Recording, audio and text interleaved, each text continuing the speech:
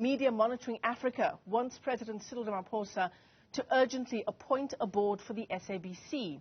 It's approached the Constitutional Court on an urgent basis to compel the president to move on the issue. The public broadcaster has been without a board since last October. Media Monitoring Africa is seeking an order declaring that the president failed to fulfill his duties diligently. Let's bring in Media Monitoring Africa's William Bird, who joins us via our video link this morning. William, it's great to see you. Thank you for joining us early on a Sunday morning.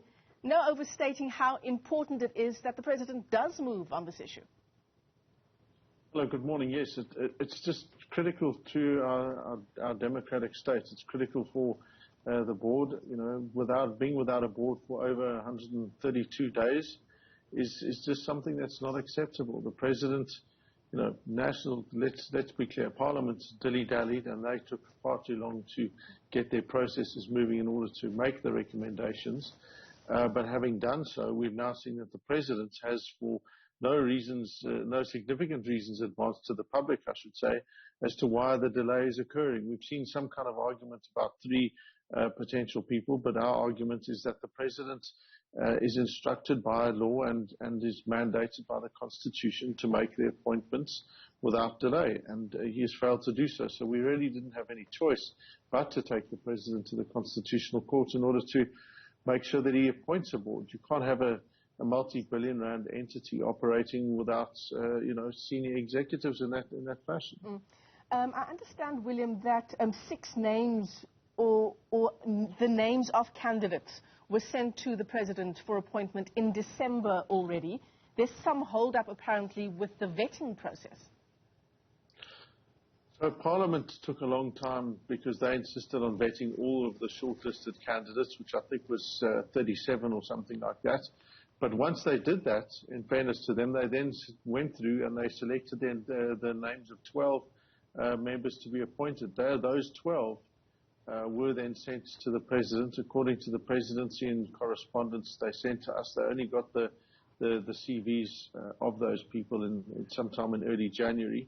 But since then, the president has had those CVs, he's had the information. There's no reason why he should not have simply appointed the 12 names. So this idea that there's, some kind of an issue with them, frankly, that's not within the president's power. And our case is such that it says the president must, on the advice of the National Assembly, appoint the board. So he is, in this regard, largely a rubber stamping exercise for those 12 members.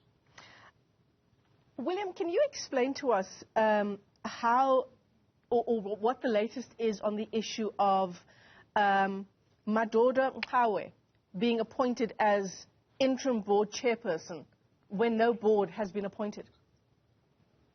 So this is something we think is also patently illegal and overreach. What emerged just following the State of the Nation address was that the Minister of Communication and Digital Technologies, Minister Ntshavheni, she announced that, in fact, they'd appointed the GCEO under the Public Finance Management Act together with Treasury. They'd made him effectively acting as the board. They said they'd made him the board. And what they mean by that is, under the Public Finance Management Act, there is a clause that says where there's an emergency and where there is no board, and where there's no other legislation determining this, which is the critical part, then you can make the GCEO the acting accounting authority.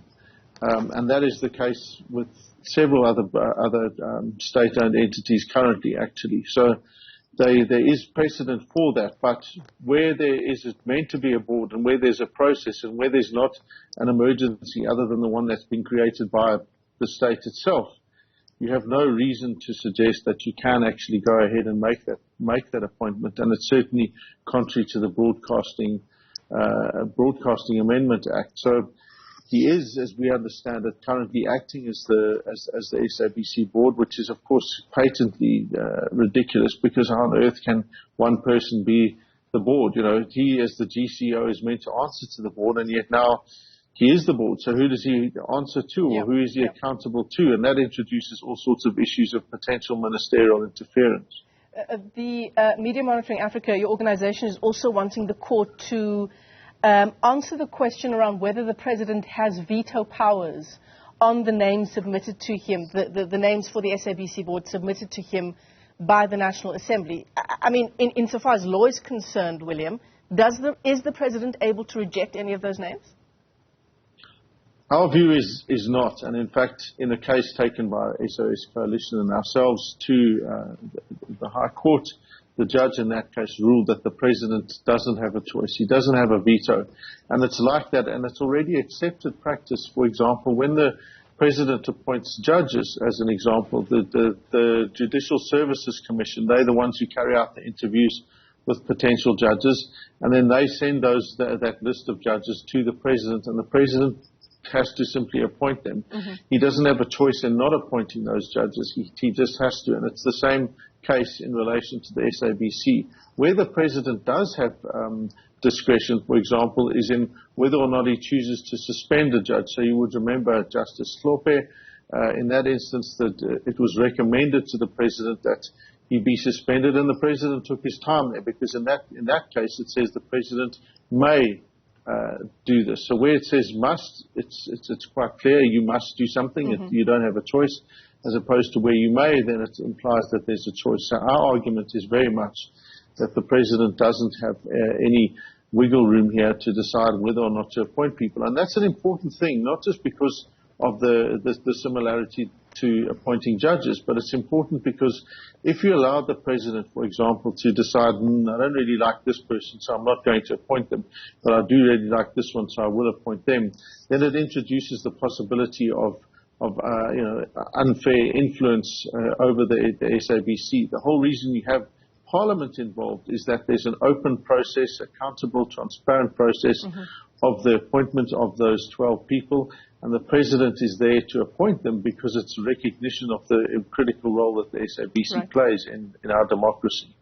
Yeah, and of course, Media Monitoring Africa approaching the court on an urgent basis because if this issue is not resolved, the SABC will soon be without a board for half of a financial year. William, let me thank you for your time this morning. Thanks for joining us. William Bird is with Media Monitoring Africa.